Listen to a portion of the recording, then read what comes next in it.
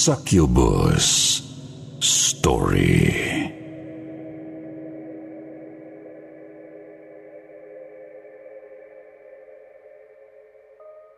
Hello po, Sir Jupiter.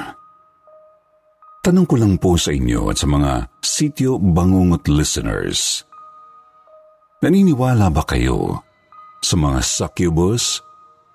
Yung po bang mga demonic entities na umihigop ng enerhiya mula sa mga tao sa pamamagitan ng sexual contact? Hinala ko po kasi, yun ang kumapit sa lolo ko noon. Although pwede rin namang ibang nilalang na hindi ko alam. Basta ang sigurado ko lang nagdulot ito ng matinding pagbabago sa aking lolo Isidro, lalo na sa usaping sexual.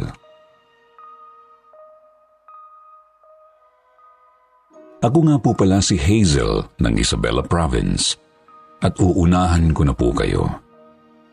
Masyado pong maselan at sensitibo itong ibabahagi kong kwento tungkol kay Lolo Isidro. Hinihingi ko po ang inyong pag-unawa at sana po huwag ninyo siyang husgahan kaagad.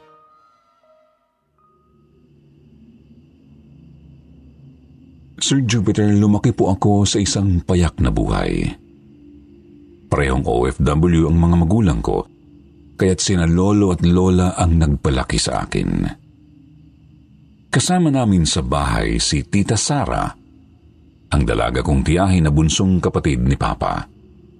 Tapos ay may pinapatakbong punerarya sina lolo na negosyo na talaga ng angkan namin. Halos katabi lang ito ng mismong bahay namin. Isang bakuran lang ang pagitan. 2011, 14 anyos po ako nang mamatay ang lola ko. Labis po itong dinamdam ni lolo kasi mahal na mahal po talaga niya si lola. Childhood sweetheart po kasi silang dalawa. Tapos hindi rin sila nagkaroon ng ibang mga kasintahan. Yun nga lang sa sobrang pangungulila ni Lolo Isidro, umabot po sa puntong naglalasing at nagbabayad na siya ng mga babae para makalimot. Madalas siyang nagpupunta sa mga beer house tsaka dinadala ang mga nakukuhang babae sa motel. Hinayaan na lang namin ni Tita Sara kasi naisip naming paraan lang talaga ni Lolo yun para maglibang. Isa pa, hindi naman niya pinapabayaan ang negosyo at maging ang pag-aasikaso sa akin bilang kanyang apo. Naiintindihan ko na rin naman ang pinagdadaanan ni Lolo noong mga panahong iyon.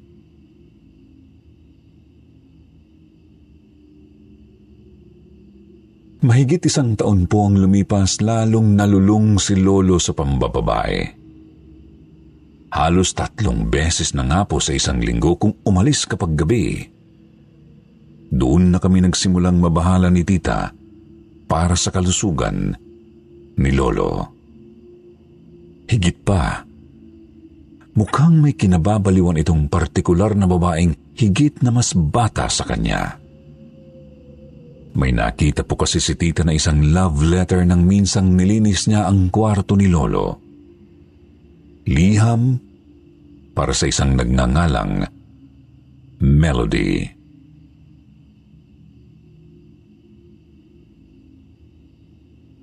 Tinanong po namin si Lolo tungkol doon pero hindi naman siya nagsasalita.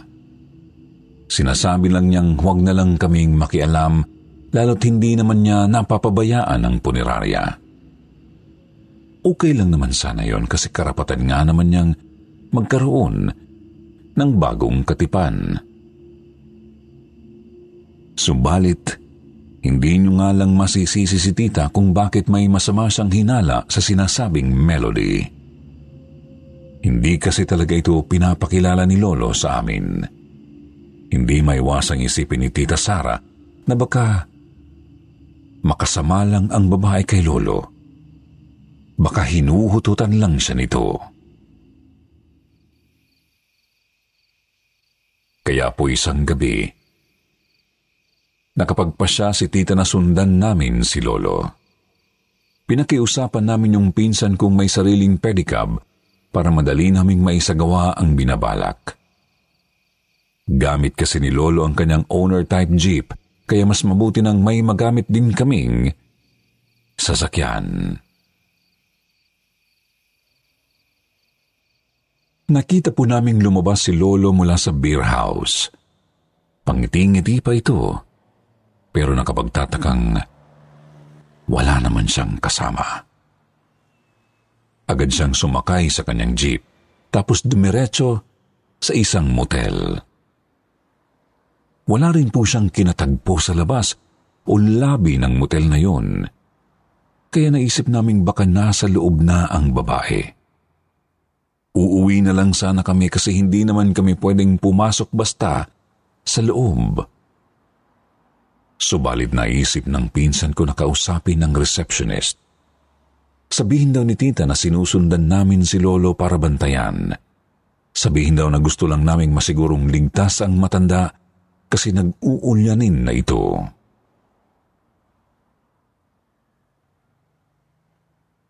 Sumang-ayon naman po si tita.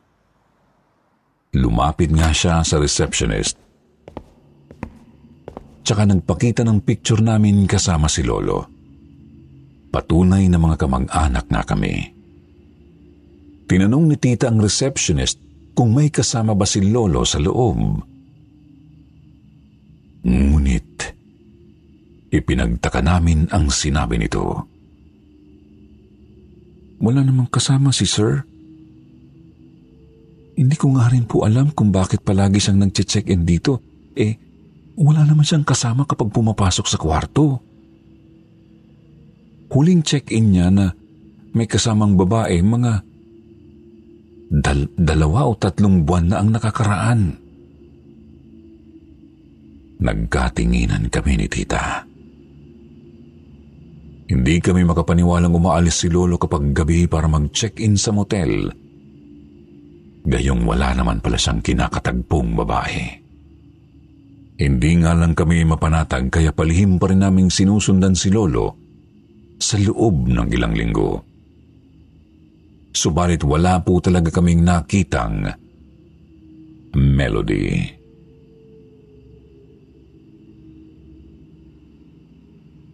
Lumipas pa po ang halos 2 buwan, kapansin-pansin na po ang unti-unting pagbagsak ng katawan ni Lolo. Nangangayayat na po. Tapos madalas na ring paubo-ubo. Nakakapanibago kasi malakas naman ang katawan noon kahit magsisi-70 anyos na. Kumpleto sa vitamins na padala ni na mama at papa. Dinala po namin siya sa doktor, pero wala namang makitang sakit o karamdaman. Sinabi lang po ng espesyalista na malamang dala lang ng katandaan kaya bumabagsak ang katawan ni Lolo. Puro vitamins nga lang din po ang binigay sa kanya kaya naman dinala na lang namin siya sa bahay para doon na magpagaling. At doon na rin po nagumpisang magbago ng husto ang kilos at ugali ni Lolo. Sir Jupiter, naging mainitin na po ang ulo ni Lolo Isidro. Opo, suplado na talaga siya. Dati pa lang. Pero hindi naman siya salbahe sa aming mga anak at apo niya. Nang magkasakit po kasi siya, napakabilis niyang magalit sa konting pagkakamali lang namin ni tita. Halimbawa na lang, kapag hindi namin agad nalalabhan ang paborito niyang polo. Isa pa po palagi niyang hinahanap si Melody. Pagkagising pa lang, gusto na niya agad makita si Melody. Buong araw kahit hirap nang bumangon, wala siyang ibang bukang bibig kundi si Melody. Yun nga lang, hindi pa rin niya sinasabi sa amin ni tita kung sino ba talaga si Melody. Kahit sabihin pa naming susunduin namin si Melody para sa kanya, wala pa rin talaga siyang sinasabing pagkakakilanlan nito. Tinanong na rin namin ang mga trabahante ng punerarya at ibang mga kakilala ni Lolo, pero wala rin silang kilalang Melody.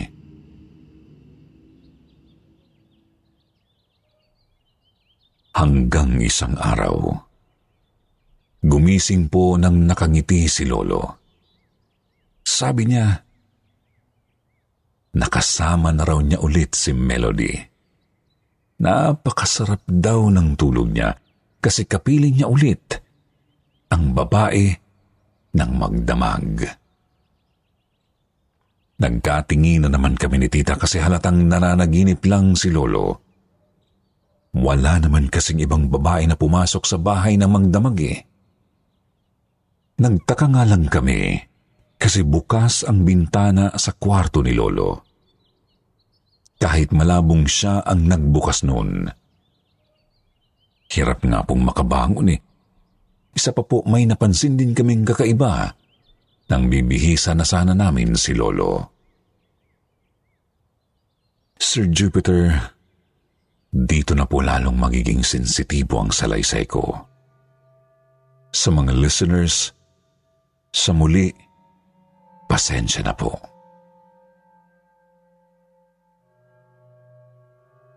Nang bibihisan na sana namin ang pantalon si Lolo, napansin po ni Tita na basang-basa ang panloob nito. 15 anyos naman na po ako noon, kaya nauunawaan ko na kung ano yun. Ang ipinagtataka lang namin ni Tita, paanong nakapagpalabas pa rin si Lolo, hindi na nga niya nagagalaw ng maayos ang sariling katawan. Lumipas po ang mga araw at naulit po yun ng naulit. Halos araw-araw pa nga po eh.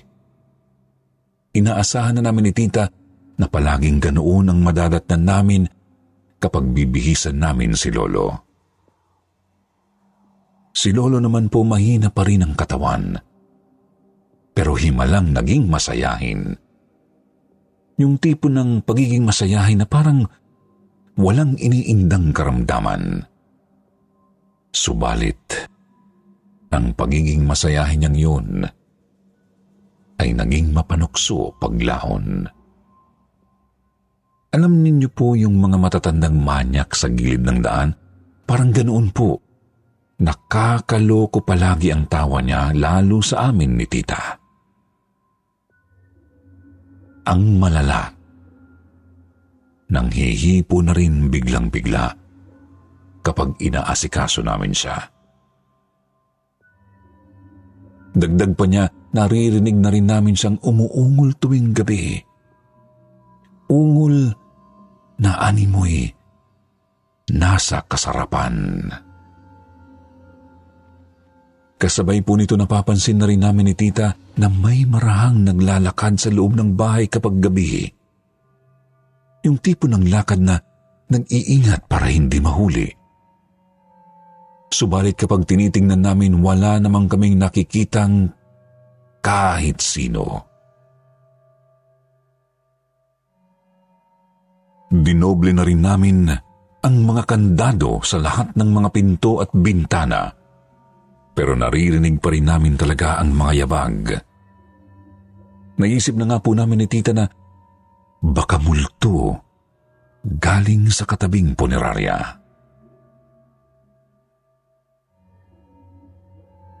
Nagpatuloy ang mga kakaibang pagbabago sa bahay at kay Lolo.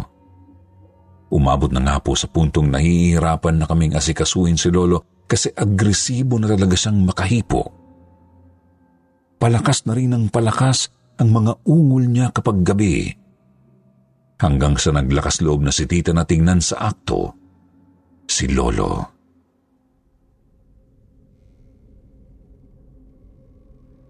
Isang gabi nagising po kami ni Tita Sara dahil sa napakalakas na ungol ni Lolo. Pumunta kami sa may pinto ng kwarto niya tapos dahan-dahan namin itong binuksan. Madilim sa loob kaya hindi namin makita ng malinaw si Lolo, subalit naaaninag naming may kung sinong nakapatong sa kanya. Umiindayog, napakahaba ng buhok at makurba ang katawan. Napalingon pa ito sa pinto nang mapansin kami, kaya't agad sinindihan ni Tita ang ilaw. Nanlaki ang mga mata namin kasi si Lolo lang ang naroroon. Tulog na tulog bagamat kumikilos na animoy, may kalaro sa kama. Nagkatinginan kami ni Tita Sara kasi sigurado talaga kami sa nakita namin. Pareho pa nga kami ng nakita, kaya't siguradong hindi kami namalikmata lang.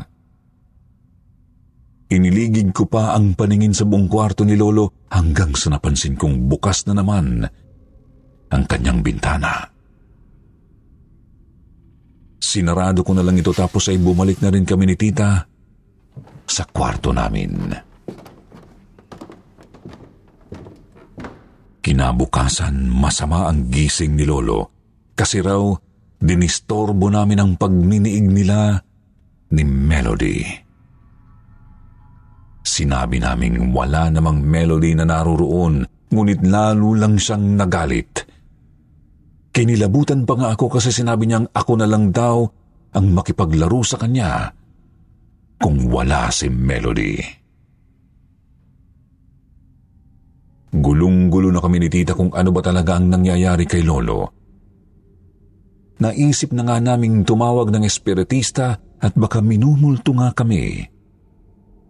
Si Tita na po kasi ang nagpapatakbo ng punerarya mula nang magkasakit si Lolo.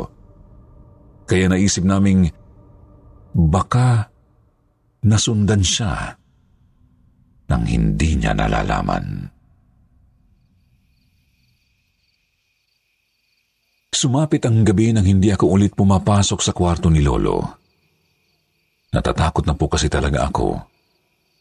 Si Tita lang muna ang nag-asikaso sa kanya noong buong araw na yon. Mga bandang 9:00 o 10:00, nasa kwarto na po kaming dalawa ni Tita at naghahanda ng matulog. Napadilat kami nang marinig na naman namin ang mga yabag. Ngunit lalo kaming kinabahan nang maramdaman naming huminto ito sa mismong tapat ng aming pinto. Bilang may ugaling malagabriela silang, si Tita po ang naglakas loob na bumangon. Nakasunod lang ako sa kanya nang humarap kami sa saradong pinto. Binigla ni Tita na buksan ang pinto at doon ay bumungad sa amin ang isang babae. Ibig kong sabihin, hugis babae ang katawan. May mahabang buhok at makurba ang hubog. Ngunit Sir Jupiter, isa itong purong anino na nakatayo sa mismong harap ng pintuan namin. Hindi ako nakagalaw. Samantalang naisara naman ni Tita ang pinto dahil sa gulat. Nagkatinginan kami at napa-sign of the cross ako. Dahan-dahan namang binuksan ulit ni Tita ang pinto. Ngunit wala na ang aninong hugis babae roon. Nakiramdam pa po kami ng ilang sandali sa tahimik at madilim na bahay. Hanggang sa narinig na naman naming umuungol na naman ng malakas si Lolo Isidro. Sir Jupiter, hindi na po kami nakatulog noong mga oras na yon. Kinikilabutan po kasi talaga kami ni Tita sa ungol na naririnig namin. Ungol ni Lolo na sinasabayan ng mahinang halinghing ng isang babae. Nakapagpasya na kami ni Tita na tumawag na ng albularyo, espiritista o pari kinaumagahan noon. Ang problema, may malagim na pangyayari. Pangyayari na palang nakaabang sa amin bago magbukang liwayway.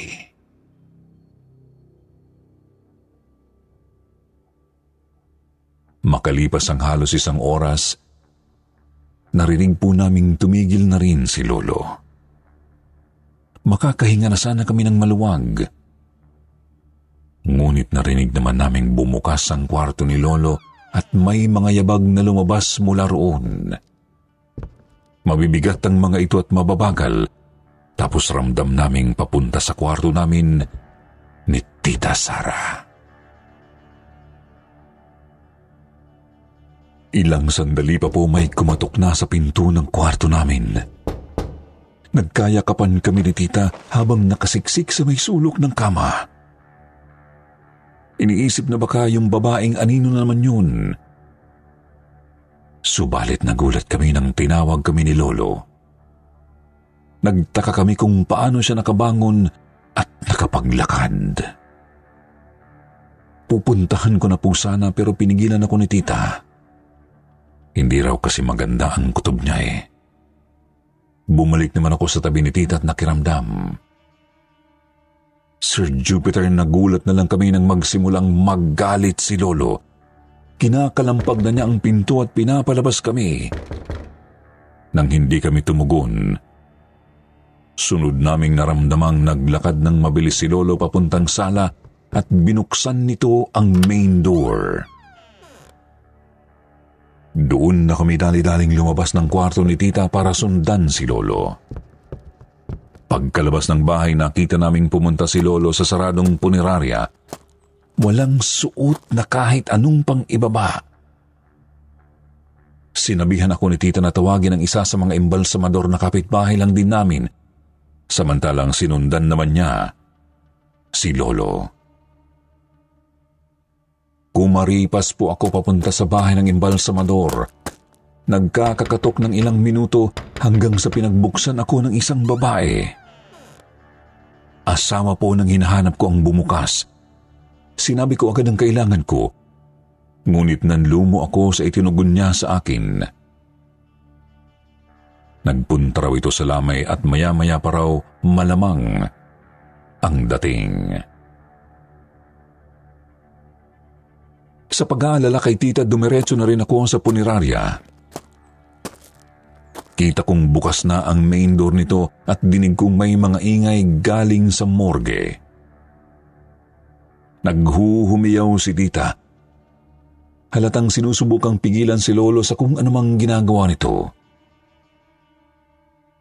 Tumakbo ako papunta roon at tumambad sa akin ang isang nakakasukang tanawin. Si Lolo. Nilalapastangan ang isang babaeng bangkay. Kapansin-pansin ding puro puti ang mata ni Lolo noon. Wari bagay walang malay o tulog habang gumagalaw. Sinusubukan siyang pigilan ni Tita pero sadyang may kakaibang lakas si Lolo. Ayaw paawat. Ayaw patinag. Huminto lamang siya matapos umungol ng malakas. Bagamat nananatiling nakapatong at nakayakap sa bangkay. Nagpalinga-linga ako sa buong silid.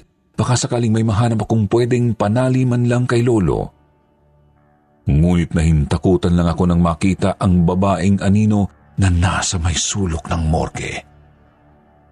Nakaupo sa sahig, nakasandal sa dingding at halatang may ginagawa ring kahalayan sa sarili. Muling sinubukan ni Tita na alisin si Lolo sa ibabaw ng bangkay. Nagkusa naman siyang bumaba. Ngunit nagulat kami nang bigla nitong dakmain ang dibdib ni Tita. Niyakap din niya ng mahigpit si Tita at saka tinulak para daganan sa sahig. Pumapalag si Tita at pinaghahampas ko naman si Lolo, pero ayaw po talaga nitong paawat. Pinupunit na nito ang damit ni Tita. Nagmamakaawa si Tita Sara na tumigil na ang sariling ama. Wala naman akong magawa kundi umiyak at magsumigaw ng saklolo. Nananalangin sana maghimala na may makarinig sa akin. Tuluyan na pong nahubaran ni Lolo si Tita. Ipipilit na sana niya ang sarili nang may narinig kaming pumasok sa punerarya. Mabuti na lang po talaga at dumating ang pinatawag naming imbalsamador at ang asawa nito. Sa pilitang pinigilan ng imbalsamador si Lolo, nang ayaw pa rin itong paawat, napilitan na yung manong na tadyakan sa tagiliran si Lolo Isidro. Doon na nakabuelo si Tita Sara para tumakas at lumabas ng morgue. Agad ko namang tinakpan ng kumot ng isang bangkay ang hubot-hubad niyang katawan. Si Lolo naman po ikinulong ng imbalsamador. Nag-init din po kasi ang bumbuna ng lalaki ng pagtangkaan din ni Lolo ang asawa nito.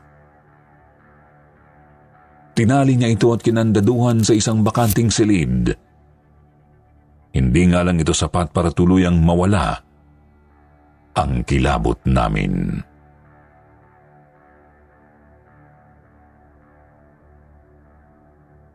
Noong una, kinakalampag po ni Lolo ang nakakanda ng pinto, subalit makalipas ang ilang minuto, tumigil din ito at nagsimula na namang umungol.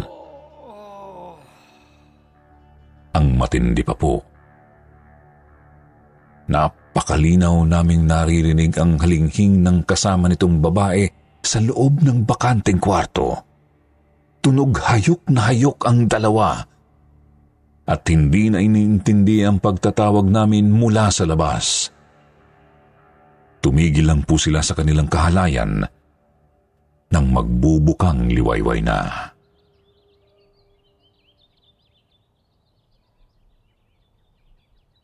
Sir Jupiter, lantang gulay na po si Lolo nang makita namin pagkabukas ng pinto. May kasama na po kaming isang albularyo noon para matignan ang kanyang kalagayan. Doon nga sinabi ng matanda na isang sukubo o succubus ang dumali kay Lolo. Isang uri ng demonyong babae na humigihigop ng lakas ng mga lalaking mortal sa pamamagitan ng kahalayan. At malamang daw na nagawa nitong kumapit dahil sa pangungulila ni Lolo kay Lola.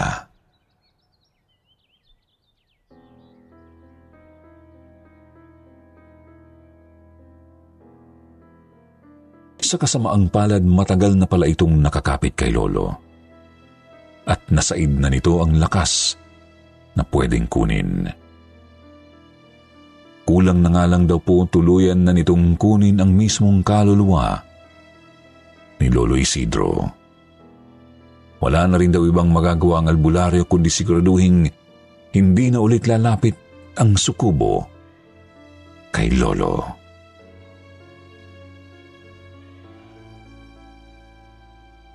Ilang araw din pong nagpapabalik-balik sa amin ang albularyo para siguraduhin hindi na ulit makatapitan ng demonyo si Lolo. Nakakalungkot kasi walang maalala si Lolo sa mga nangyari. Ni hindi nga po niya naaalala kung sino si Melody. Hindi rin niya alam kung bakit nanghina ng husto ang kanyang pangangatawan. Wala siyang ibang bukang bibig sa amin kundi si Lola. Ang kanyang pinakamamahal na si Lola.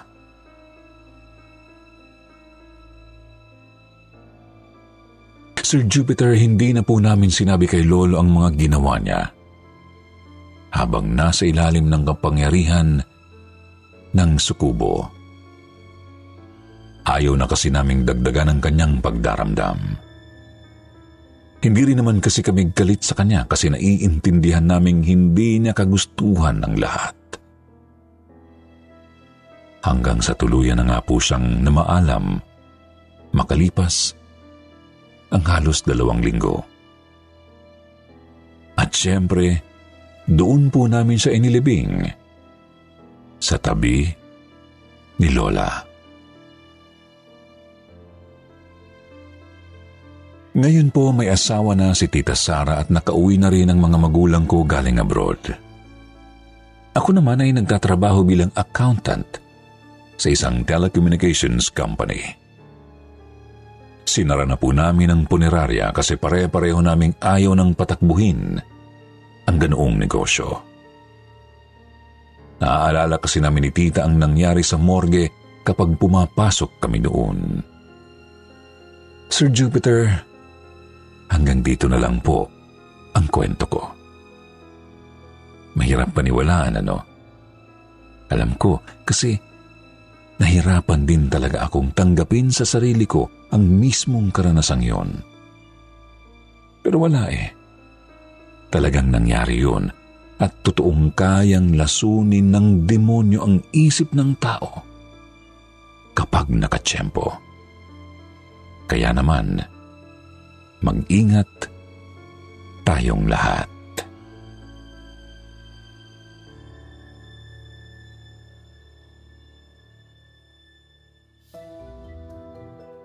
Pagkatapos ng mabigat na kwentong yun, dumako naman tayo sa magpapangiti sa inyo ang inyong shoutout portion. Shoutout kay Rizeline Davida, Marianne Calma, Kilabot King, Lightworker, Marjorie Dequilia, Angelica Joyce, Charlene Wariza, Flor Mendoza, Soprimo Poxkay at kay Christine Landingen. Magbasa naman tayo ng magagandang comment mula kay David of 981 at Migs Channel. Sabi ni David o David, "Hello po Sir Jupiter sa likod ng programang Kwentong Takip Silim at Sityo Bangungot. Shout out po sa mga nandito sa Baguio City at sa Nantes family at sa ate kong nasa South Korea na lagi din pong nakikinig sa inyo. Miss ka na daw niya ate, ingat ka dyan palagi." Sabi naman ni Migs Channel, "Wow, ito na ang aking inaabangan. Mabuhay po kayong lahat na bumubuo at sa lahat ng mga listeners na katulad ko. Tanggal stress, back to work while listening." Sa mga hindi po nabanggit, kayo na po ang susunod sa susunod na episode. Huwag niyo pong kalimutang mag-reply sa ating shoutout box na nasa comment section para ma-shoutout ang inyong mga pangalan. Muli po mula sa bumubuo ng Sityo Bangungot, ito po ang inyong lingkod, Jupiter. Nagpapasalamat.